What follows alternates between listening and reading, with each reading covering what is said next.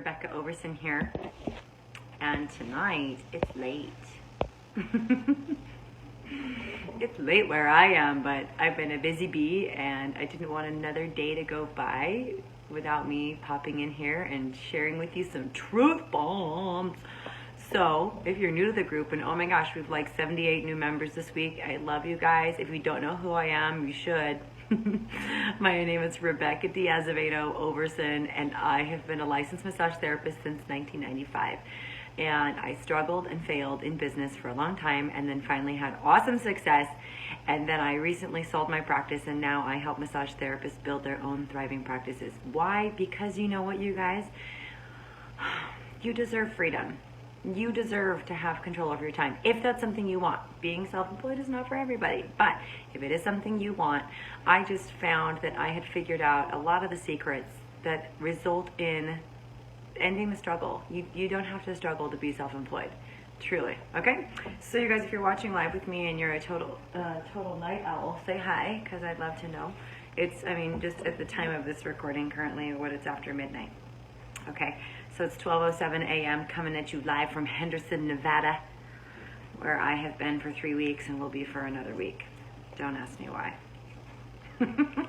Anyway, okay, so today we're going to talk about, because I've heard a lot of people in the group asking about this question or saying my clients don't rebook because they say they don't have money. And I'm here to tell you that's a bunch of bullshit. BS, sorry. I'm trying not to swear, you guys. It's a bunch of crap. When clients, you should never believe it when your clients say they don't have money. Okay? So I'd love for you to think about why it is they say that and what's truly behind that. What's truly behind that comment? You know, is it that they just really don't have money for this? First of all, you guys, massage therapy is for people that have discretionary income. Okay? It used to bother me when one of my early coaches told me that. It's like, massage is for wealthy people. And I'm like, but that's so lame, because everybody deserves massage and all that stuff. Yes, it's totally true. But massage as a service, people need to be able to afford it. They just need to be able to afford it. They need to make it a priority. They need to have discretionary income. They need to be able to afford it. Why is it that clients, what's the truth behind these money objections? Okay, there's a couple reasons. Number one thing that you must understand is, to be successful in your own private practice, you have to master sales. I know a lot of you hate that because you think that sales is a 4-letter word or a dirty word. Sale is a 4-letter word. Sales is a 5-letter word, but I digress. You know, selling is service. You have to be able to know how to present what you offer to the marketplace, i.e. your prospective clients, in a way that is meaningful and palpable and enticing enough for them to actually want to book an appointment with you. I mean, that's just like duh, right? That's just obvious. If you are all in the business of massage therapy, and if you're self-employed, you're also in the business of sales, every single one of you. So please notice if you have some kind of negative connotation about that, if you have some feeling of yuckiness about sales, that it's like gross, or that it's not, you know, nice to take people's money, or, you know, whatever negative interpretations you have around that, you've got to clean up those limiting beliefs, because you can't be powerful in your practice unless you're powerful with money. It's a business. Okay, and obviously I'm talking to those of you that do this for a business and need to support your family, okay? A couple of reasons why clients say this. Number one, the number one reason is because they don't believe that it will work for them. The number one reason your clients say that they don't have enough money for your services is because they don't believe you. They don't believe this will work for them, or there's something off in the actual, you know, experience of the session, which really is the same thing. They don't believe it will work for them. I mean, if your clients truly believe that in what you do, and they're sold, they're convinced that what you do will work for them and will help them, why would they not rebook? So you have to begin to wonder, when your clients are saying, I don't have the money for this, it's actually a failure on your part to adequately and sufficiently convey the need for your service and the value of your service, or quite simply, the client just doesn't believe it's going to work for them. And it's your job to connect those dots for them. It's your job, right?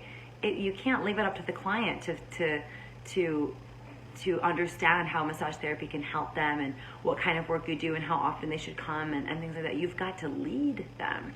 And so many people don't do this. They just kind of go, oh, I don't want to push my client. I don't want to feel pushy. I don't want them to think that I'm trying to that I'm seeing them as dollar bills and things like that. Like, it's not, that's all a bunch of limiting beliefs that will put a cap on your ability to serve people. And you guys know, I believe we're all here to shine our light in the world and to get our gifts out there and truly serve people. So you want to be careful and be aware of whatever limiting beliefs you have or decisions you've made that are putting a cap on your ability to serve. Is this making sense, you guys? Okay, so that's one thing, is just they don't believe it will work for them. Then another thing to consider is, do you believe what this will work for them? Do you believe in what you do? Are you confident with your skills? And if not, you got to find a way to do that. You've got to find a way to condition your beliefs in what you do. Because subconsciously, if you don't believe what you do works, neither will your clients. We're always in an unconscious conversation with our clients. Do you guys know this? Let me know if this is like a new concept for you. I'm happy to explain it. But you are always in an unconscious dialogue with your clients. Only 7% of communication, you guys, is words. 93% is body language, tone of voice, all of which are unconscious. So if you have some hang up for yourself internally, even if you've never uttered it to another human being, it's apparent at some level, maybe not consciously, but at some level it is getting communicated. And all you have to do is just look at, have you ever met a human being that you just felt was so congruent? Like, you could just totally trust them. You just knew that this person was speaking the truth, or that they had something that you wanted. That's what I'm talking about. It's unconscious communication. So if at any level you have any doubt about what you're offering, and you're not 100% solid about what you offer and who needs it and why they need it and why it's such a great deal and all of those other powerful beliefs, then you are going to have people saying, oh, it's too expensive, I can't afford it. You're going to have some of that stuff. And either you're going to buy their story or they're going to buy yours. Sales is leadership. Sales is giving. And you are the leader of your business. Are you not? Okay? All right. Now, also another powerful way to look at this is that your clients will show up as a mirror of your own beliefs. They literally will. Whatever goes on with your clients, and look, you guys, I'm not saying like this is the truth.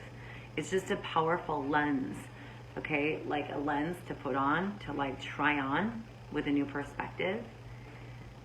That what is showing up in your clients is just a mirror of your own unconscious beliefs about yourself. And I'm telling you, I don't think we'll go much deeper than that in this Facebook Live. But if you really try that on, you're going to start to see some things. You're going to have some big ahas. You're going to have some big awarenesses.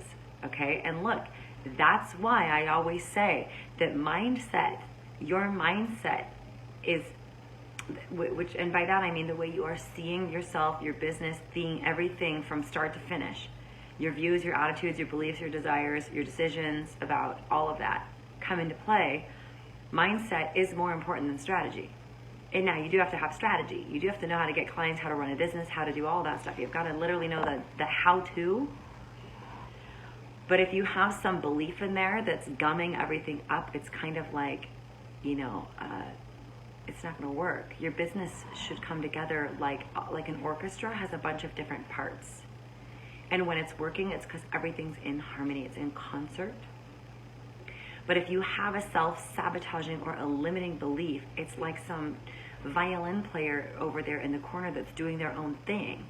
Or every time they're supposed to hit, some beautiful note or arpeggio or something like that, they just go, eh.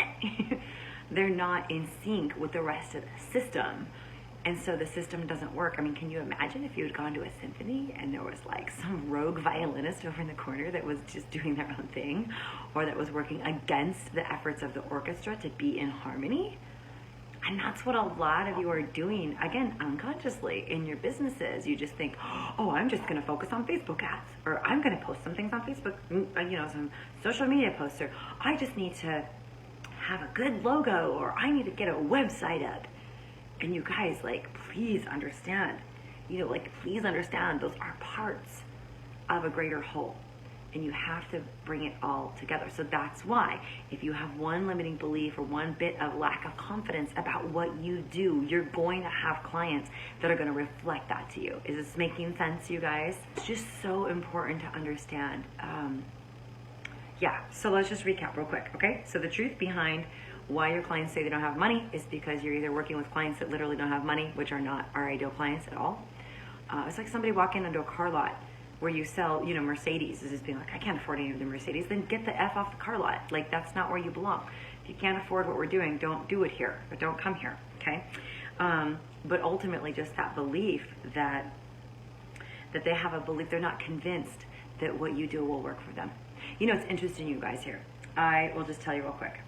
Let me finish my recap. So it's a failure on your part to convey the value of what you're doing to your clients. And a lot of you have communication issues. I mean, these are things I coach people in my program. They just become masters of selling their services. Most of you don't even know what you offer. You say, my specialty is ashiatsu. Or you say, oh, what I do is I help people align their chakras and their meridians and their energy fields and address musculoskeletal imbalances so that they can achieve peak performance. That is not what you do, and that's not how you talk about it, okay? To get that real congruence in not only your messaging, but in your business operations, and most importantly, inside of you, because your clients are going to show up with a mirror of what is incongruent in you and what you believe about you. It would be super lame of me if I didn't always remind you guys that I exist here to empower you. I exist here to support you in creating a life that works for you and creating a business that works for you. So I have, my mentoring program is not open for registration type of thing. You have to apply because it's just not for everybody. I don't work with people that are not fully committed to their success. I don't work with people that are doing this as a hobby. I don't work with people that use excuses to get in the way of what they want. Anybody that's going to be successful in this industry has got to be resourceful and have a real kind of attitude of, even if you don't know what you're doing, you still have to have that attitude of, I'm going to figure it out and I'm going to do whatever it takes, okay? You got to be coachable, you got to be decisive, you got to be resourceful, you got to be committed. So, we take applications and we actually reject a big handful of the applications just because it may not be the right time for people. So if you're looking for help or you want clarity or you definitely want strategy, then I would encourage you to apply and schedule a 60-minute call with my staff so that we can really look with you and see if we can help you. If not, we're going to tell you no. No one's going to invite you into a program that you don't need, okay? So if you want clarity, please use up my team and myself. We just have so much fun speaking with all of you guys, and it's free, okay?